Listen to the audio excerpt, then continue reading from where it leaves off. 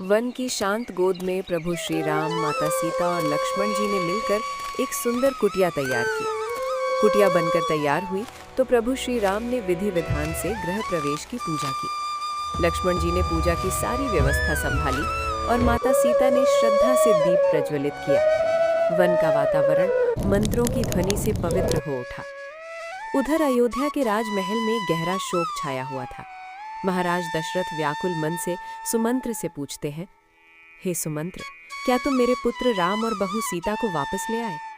सुमंत्र ने सिर झुकाकर दुखी स्वर में कहा, क्षमा कीजिए महाराज, मैं आपके वचन को पूर्ण न कर सका। मैं उन्हें वापस नहीं ला पाया। मैं आपके आदेश का पालन नहीं कर पाया। मुझे दंड दीजिए। महाराज दशरथ की आंखों से आंसुओं से भर उठी। वे पीड़ा भरे स्वर में बोले, मुझे महाराज मत कहो सुमंत्र, मैं इस योग्य नहीं रहा। ये कहकर दशरथ जी व्याकुल होकर विधाता से प्रार्थना करने लगे, हे विधाता, यदि मैंने जीवन में कोई भी पुण्य किया हो तो मुझे अब इस दुख से मुक्ति दे दो। तभी सुमंत्र ने उन्हें धैर्य बंधाते हुए कहा, महाराज, आपको दुखी नहीं होना चाहिए। आपके पुत्र श्री राम ने क्षत्रिय वचन की मर्यादा रखने के लिए हंसते हंसते वनवास स्वीकार किया है।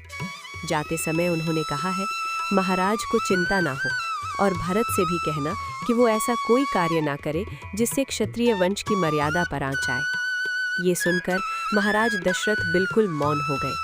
उनकी आंखों से अश्रु धारा बहने लगी और पूरा महल राम वियोग के शोक में डूब गया।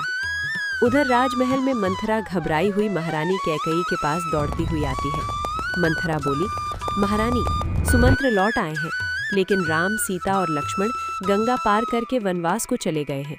ये सुनते ही कैकेयी कुछ क्षण के लिए बिल्कुल शांत हो जाती है। इधर महल के दूसरे कक्ष में महाराज दशरथ शैया पर पड़े बार बार करुण स्वर में पुकार रहे हैं, राम राम राम। उनकी आवाज कमजोर होती जा रही है। अचानक महाराज घबराकर चिल्लाते हैं, कौशल्या कौशल्या। महारानी कौशल्या दौड़ती हुई आती है। महाराज, क्या हुआ आपको? महाराज दशरथ कांपती आवाज में कहते हैं, कौशल्या, मुझे दिखाई देना बंद हो गया है। ये सुनते ही पूरा महल स्तब्ध रह जाता है। महाराज दशरथ कांपती आवाज में महारानी कौशल्या से कहते हैं, कौशल्या, मेरा दिखाई देना बंद होना इस बात का संकेत है कि मेरी मृत्यु निकट है। कौशल्या घबराकर उनके पास बैठ जाती है। महाराज आगे कहते हैं, ये सब मेरे उसी पाप का फल है जो मैंने अपनी युवावस्था में किया था। मैंने एक भयानक भूल की थी। इतना कहकर दशरथ जी की आंखों के सामने अतीत का दृश्य घूमने लगता है। वे भारी स्वर में बताते हैं, एक बार मैं शिकार पर गया था। मैंने सरोवर के पास घड़ा भरने की आवाज सुनी और उसे पशु समझकर बाण चला दिया। लेकिन वो कोई पशु नहीं था, वो श्रवण कुमार था, जो अपने अंधे माता पिता के लिए पानी भर रहा था। दशरथ की आंखों से आंसू बहने लगते हैं।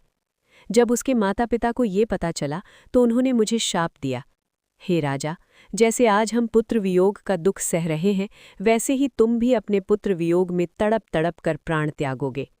ये कहते कहते महाराज दशरथ का गला भर आता है और पूरा महल